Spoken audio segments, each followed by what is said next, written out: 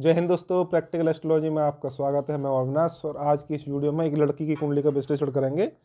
हमने एक पिछली वीडियो अपलोड की थी, उसमें इन्होंने कमेंट किया तो इनकी शादी के बारे में कि इनके इंटरकास्ट लव मैरिज यहाँ पर होगी या नहीं होगी, वो यहाँ पे विश्लेषण करेंगे। तो इनकी मेष लग्न की कुंडली है, लग्न से बनते हैं आपके मंगल, तीसरे भाव में जाकर बैठे हुए हैं संक्षेप में। और यहाँ दोनों तरह से भविष्यवाणी करेंगे, जेमिनी की चर दशा और विंशोत्तरी दशा से, दोनों प्रकार से। और आपका भी कोई सवाल हो, कोई जानकारी आपको चाहिए तो आप कमेंट में हमें कमेंट करें और वो आपको जानकारी मिल जाएगी। तो लग्न से आपके बनते हैं मंगल, तीसरे भाव में जाके बैठ गए। सप्तम भाव के स्वामी बनते हैं शुक्र, वो छठे भाव में बैठ गए। तो जब कभी आपकी प्रेम विवाह का मामला बनता है तो कुंडली का पंचम भाव और सप्तम भाव का वहाँ पर देखना पड़ता है कि किस प्रकार का संबंध बन रहा है। और दूसरी बात, आपके शुक्र, चंद्र और मंगल वहाँ पे देखना पड़ता है, वो क्या प्रभाव वहाँ पे बन रहा है कुंडली में। इससे पहले आपको बताऊं कि हमारे चैनल पे बहुत सी वीडियो हैं जो प्रेम से संबंधित, विवाह से संबंधित, नौकरी, व्यवसाय, सभी प्रकार की वीडियो हमने बना रखी हैं। तो आप हमारे यूट्यूब पे चैनल पर जाके प्ले लिस्ट में जाके बहुत सी वीडियो देख सकते हैं। तो वहाँ पे एक संक्षेप में बताऊँ, जो पंचम भाव जहाँ पे सूर्य और बुध बैठे हुए हैं, तो पंचम भाव प्रेम का होता है, प्रेम की भावनाओं का होता है। और सप्तम भाव जहाँ 7 नंबर लिखा है, जहाँ गुरु और राहु बैठे हुए हैं, तो सप्तम भाव जीवन साथी का होता है। पंचम सप्तम में यदि कोई संबंध बने जिसमें आपके शुक्र, मंगल, चंद्रमा भी शामिल हो जाए, विवाह होता है, प्रेम विवाह होता है। और नवम भाव किसी प्रकार से पीड़ित हो, नवम भाव का कोई पापी प्रभाव हो, तो वहाँ पर अंतर्जातीय प्रेम वहाँ पर होता है। इस कुंडली में देखें तो सप्तम भाव के स्वामी शुक्र बनते छठे भाव में चले गए। तो आप जानते हैं शुक्र जो होता है प्रेम का कारक ग्रह होते हैं, विवाह के कारक ग्रह होते हैं, वैवाहिक जीवन के कारक ग्रह होते हैं। तो किसी भी कुंडली में प्रेम में सफलता अथवा सुखी वैवाहिक जीवन के लिए शुक्र का बल होना बहुत ज़्यादा आवश्यक होता है। दूसरी तरफ यहाँ इस कुंडली में देखें तो शुक्र सप्तम भाव को स्वामी बनते हैं और सप्तम भाव होता है जीवन साथी का अथवा प्रेम संबंधों का, वो प्रेम संबंध जो लंबे समय तक वहाँ पे चलते हैं। और शुक्र आप समझ सकते हैं जो पंचम भाव होता है, पंचम भाव होता है प्रेम की भावनाओं का अथवा मनोरंजन वाले प्रेम संबंध या टाइम पास वाले प्रेम, समझ के रखिए इस तरह से। तो कम समय के लिए प्रेम संबंध चलेंगे पंचम भाव, और लंबे समय तक चलने वाली साझेदारी वो सप्तम भाव। इस कुंडली में सप्तम भाव को स्वामी शुक्र बनते हैं और शुक्र छठे भाव में चले गए। तो सप्तम भाव का स्वामी छठे में चला गया, एक नेगेटिव पॉइंट बन जाता है, वो यहाँ पे नीच के हो जाते हैं, दूसरा नेगेटिव पॉइंट है। इसके बाद तीसरा, ये राहु और सूर्य के कारण पाप करते दोष में है। राहु आगे बैठे सप्तम भाव में, सूर्य पीछे बैठे पंचम भाव में। तो ये शुक्र आपके पाप करते दोष में आ गए। तीन तरह से ये नेगेटिव हो गए। चौथी आपकी जहाँ पे मंगल तीसरे भाव में बैठे हैं, वो मंगल अपने चौथी दृष्टि से शुक्र को देख रहे हैं। मंगल अष्टमेश भी हैं, इसलिए यहाँ पे नेगेटिव रेट देंगे। शुक्र को इन्होंने पीड़ित कर दिया मंगल ने। और शुक्र यहाँ आपके चित्र, मंगल के नक्षत्र में बैठे हुए हैं और नवांश में भी शुक्र आपके नीच के होकर बैठे हुए हैं। इस प्रकार से देख सकते हैं कि शुक्र में बिल्कुल भी कोई भी बल नहीं है। हाँ, तो इसलिए एक यहाँ पर समझ सकते हैं कि प्रेम में सफलता की संभावना कम हो जाती है या प्रेम में टूटने के योग ज़्यादा बन जाते हैं। दूसरा, पंचम भाव का और सप्तम भाव का कोई यहाँ पे विशेष संबंध यहाँ पे नहीं बन रहा है, ना पंचम भाव का सप्तम भाव कोई संबंध नहीं बन रहा है। तो ये शुक्र की मैंने जो कमजोरी बता दी, शुक्र का निर्बली होना ही ये संभावना बहुत कम कर देता है कि इस जातका का प्रेम विवाह यहाँ पे होगा। इसके बाद और महत्वपूर्ण बात है कि सूर्य पंचम भाव में बैठे हुए हैं और शनि 11 भाव में बैठे हैं, यानी कि शनि और सूर्य एक दूसरे को आपस में देख रहे हैं, शनि वक्री हैं। और ये सब घटना जो हो रही है 5-11 अक्ष पे हो रही है। तो पंचम भाव भी प्रेम का होता है, भावनाओं का होता है। जहाँ आपकी भावनाओं को चोट लगे तो सूर्य आप जानते हैं कि विच्छेद कराने वाला ग्रह है, तो ये वियोग कराने वाला ग्रह है। इसी प्रकार से शनि भी विच्छेद और वियोग कराता है। तो वो एक दूसरे को देख रहे हैं, पंचम भाव के अक्ष पे पंचम भाव को प्रभावित कर रहे हैं सूर्य और शनि। तो आप समझ सकते हैं कि ये पंचम भाव पे सूर्य और शनि का प्रभाव ये प्रेम में असफलता देने का यहाँ पे योग बनता है, ये प्रेम में असफलता वहाँ पे देगा। इसके बाद और भी और नेगेटिव बात बताएं कि जहाँ आपके बुध बैठे हुए हैं पंचम भाव में, और बुध यहाँ पे है तीसरे भाव का और छठे भाव का स्वामी। अब छठा भाव कौन? छठा भाव होता है कोर्ट कचहरी, लड़ाई झगड़े, फसाद, तोड़ना, तलाक, इस तरह से जितनी भी नेगेटिव चीज़ आप देख सकते हो वो छठा भाव मान कर चलिए। तो छठा भाव का स्वामी बुध वो पंचम में बैठा है, जो तीसरे भाव का भी स्वामी बनता है संघर्षों का। तो वो बुध भी यहाँ पे पंचम भाव में बैठ के प्रेम को तोड़ेगा ही जब इसकी दशाएं चलेंगी, और इसकी अभी वर्तमान में अंतर्दशा चल भी रही है। तो यहाँ पे आप समझ गए होंगे कि शुक्र का निर्बली होना, छठे भाव में नीच का होकर, पाप करते दोष में होकर, मंगल से पीड़ित होकर ये शुक्र निर्बली हो गए। इसके बाद सूर्य और शनि का पंचम भाव एक्सिस पे यहाँ पे आपसी दृष्टि संबंध बन रहा है, तो पंचम भाव यहाँ फिर पीड़ित हो गया। तीसरा, आपके छठे भाव का स्वामी जो बनता है, जो तोड़ता है, वो आपके पंचम भाव में बैठ गया। तो ये 3 प्रकार यहाँ पे सिद्ध हो गए कि ये प्रेम संबंध में सफलता नहीं मिलेगी। इसके बाद गुरु की देखें, गुरु सप्तम भाव बैठे, नवम भाव के स्वामी हैं और 12 भाव के भी स्वामी बनते हैं, राहु के साथ बैठे हैं। यहाँ कुछ लोग यहाँ पे ये कन्फ्यूजन यहाँ पे हो सकता है कि गुरु राहु की युति बन रही है तो ये अंतरजातीय प्रेम विवाह करा सकती है, लेकिन ये संभावना बहुत ही न्यूनतम है, ये कम है, क्योंकि वो शुक्र में जो आपको जो कारण मैंने अभी आपको गुनाई शुक्र के, शनि के और सूर्य बुध के कारण जो पंचम पीड़ित है, वो उन कारणों के कारण गुरु राहु की युति अंतरजातीय प्रेम विवाह नहीं करा पाएगी। यहाँ गुरु आपके नवम भाव के स्वामी बनते हैं। नवम भाव धर्म परंपरा का होता है, रीति रिवाज का होता है। इसके बाद आपके गुरु भी रीति रिवाज धर्म परंपरा के होते हैं, वो लीक के हट के कोई काम करने नहीं देते हैं।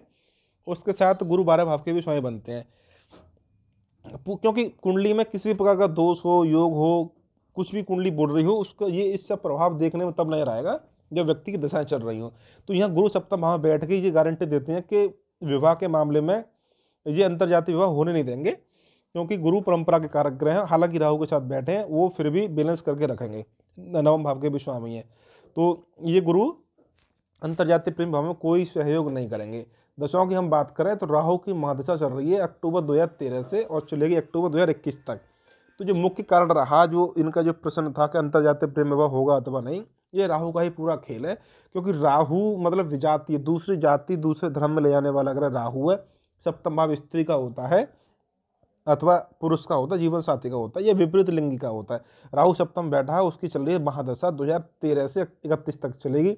इसलिए यहाँ पे ये दूसरी जाति या दूसरे धर्म में वो प्रेम संबंध बनाने का यहाँ पे प्रयास करता है, गुरु के साथ बैठा हुआ है, इसलिए आप उच्च जाति आप बोल सकते हैं, लेकिन अंतर्जातीय प्रेम होने की संभावना फिर भी कम है।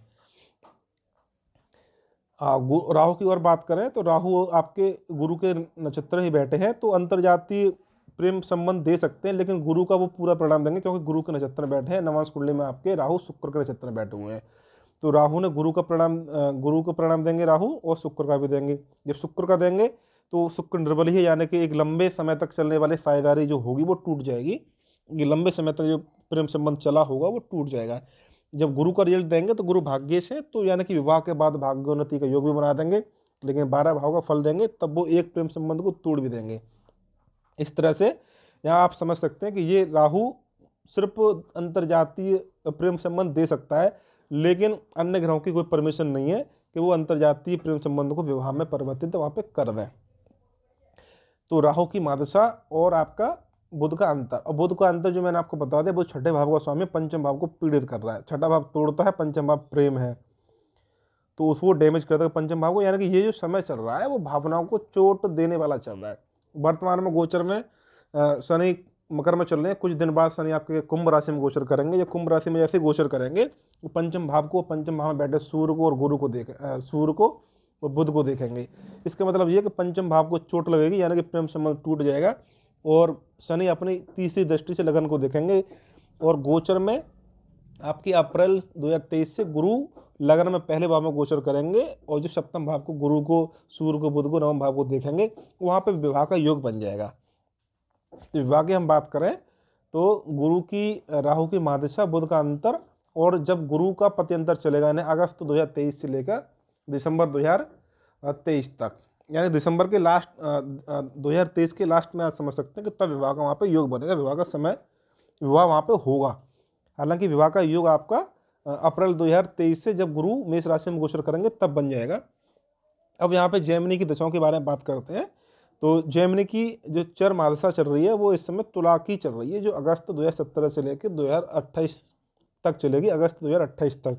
ये जेमिनी की दशाओं की जो गणना हमने की है, श्री कियां राव साहब की किताब के अनुसार जो उसमें नियम दिए गए हैं उसके अनुसार यहाँ पे की गई है। तो अब इस दशाओं की देखें तो अगस्त 2017 से लेकर अगस्त 2028 तक तो तुला की चल रही है। तुला को आप देखेंगे तो तुला सप्तम भाव की राशि है, यानी कि लगन से सप्तम बैठी हुई है। इसका मतलब यह है कि सप्तम भाव का वो फल देगी। सप्तम भाव का फल दे दिया, यानी कि कोई प्रेम संबंध वहाँ पे शुरू कर दिया। सप्तम भाव और पंचम भाव आप समझ सकते हैं एक दूसरे से जुड़े हुए हैं। सप्तम भाव मतलब विपरीत लिंगी। और सप्तम भाव का स्वामी बनता है, सप्तम भाव में बैठे हैं तुला राशि है, तो सप्तम भाव का वो फल मिल रही, तुला राशि दे रही है। इसको स्वामी शुक्र बनते हैं। शुक्र किस प्रकार से निर्बली है वो मैंने आपको बता दिया, नीच के हैं, लग्न में भी, नवांश में भी, पाप कर्तृ दोष में भी है, और मंगल से पीड़ित भी है, मंगल के नक्षत्र में भी है। इसके बाद देखें तो तुला राशि से अष्टम भाव में आपके दाराकारक चंद्रमा बैठे हुए हैं, और आपके जो ज्ञाति कारक सूर्य हैं वो सप्तम भाव को देख रहे हैं, लगन से सप्तम भाव को भी देख रहे हैं यानी कि तुला राशि को भी देख रहे हैं, और तुला राशि से सप्तम भाव यानी कि मेष राशि को भी ज्ञाति कारक देख रहे हैं, और तुला राशि से अष्टम भाव में आपके दारा कारक बैठ गए, यानी कि दारा कारक का जिस राशि की महादशा चल रही है उससे छठे व आठवें 12 भाव में बैठना वो कहीं पे भी शुभ नहीं है, और जबकि वो दारा ज्ञाति कारक भी आपके सप्तम भाव को या राशि को देख रहा हो। तो यहाँ पे ये दिख रहा है कि एक विवाह टूटना अथवा एक लंबे समय तक चलने वाला प्रेम संबंध टूटना वो यहाँ पे योग बन जाता है। तो ये दशा सप्तम भाव का इसने फल दे दिया, क्योंकि तुला राशि सप्तम भाव में बैठी हुई है, इसके साथ साथ वो टूटने का भी यहाँ पर फल वहाँ पर मिलेगा, क्योंकि दारा कारक सप्तम से तुला राशि से अष्टम भाव में है। इसके बाद अंतर्दशा की बात करें, चर अंतर्दशा की, तो इस समय मेष राशि की फरवरी 2023 तक मेष राशि की चर अंतर्दशा चलेगी, वो ख़त्म हो जाएगी। उसके बाद फरवरी से शुरू होकर जनवरी 2024 तक वृष राशि की अंतर्दशा चलेगी, चर अंतर्दशा। तो वृष राशि यहाँ इनके लिए बड़ी महत्वपूर्ण है, क्योंकि वृष राशि में आपके दारा कारक चंद्रमा बैठे हुए हैं, जिसके स्वामी आपके 1 2 3 4 5 जिसके स्वामी शुक्र बनते हैं, लेकिन वृष राशि में आपके दारा कारक चंद्रमा बैठे हुए हैं। तो वो चर दशा ये संकेत दे रही है, अंतर चर दशा, जेमिनी की अंतर चर दशा ये संकेत दे रही है वृष राशि की कि ये विवाह करा दे, क्योंकि इसमें दारा कारक चंद्रमा बैठे। इतना ही काफ़ी, ज़्यादा विश्लेषण नहीं करेंगे, शॉर्ट मैंने आपको बता दिया। और उसके बाद ये आपकी जनवरी 2024 तक चलेगी, तो ये समझ सकते हैं आप कि जेमिनी चर दशा के नियमानुसार जनवरी 2024 तक वहाँ पे शादी हो जानी चाहिए, और पाराशरी नियमानुसार मैंने आपको बता दिया कि दिसंबर 2023 तक शादी वहाँ पे हो जानी चाहिए। तो आप इसका बैलेंस कर सकते हैं गोचर लगा के कि आपके 2023 के अंत में आके शादी वहाँ पे हो जाएगी, होगी परिवार की मर्जी से ही। इसके बाद मिथुन की चलेगी दशाएं, और मिथुन की दशा में आपका तीसरे भाव की राशि जिसमें मंगल बैठा है, और मंगल जहाँ पे आपके पुत्र के कारक ग्रह हैं, और मंगल जिस मिथुन राशि के स्वामी बनते हैं बुध, वो पंचम भाव बैठे हैं।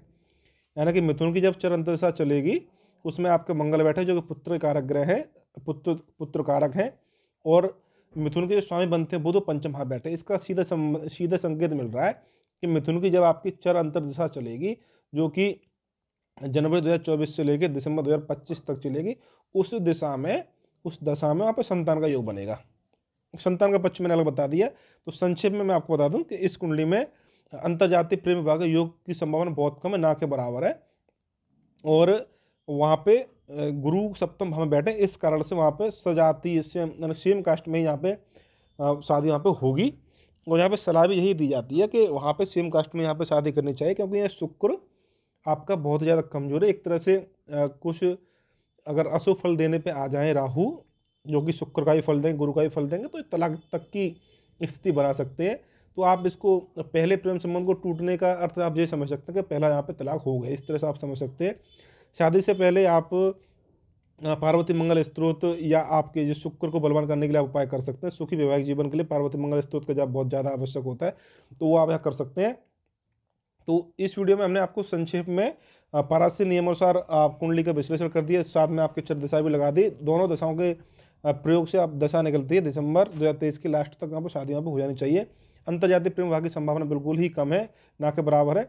सलाह दी जाती है कि भाई सजातीय सेम कास्ट वहाँ पर शादी करें। तो आज की वीडियो में इतना ही। वीडियो को आप लाइक कीजिए, शेयर कीजिए। धन्यवाद।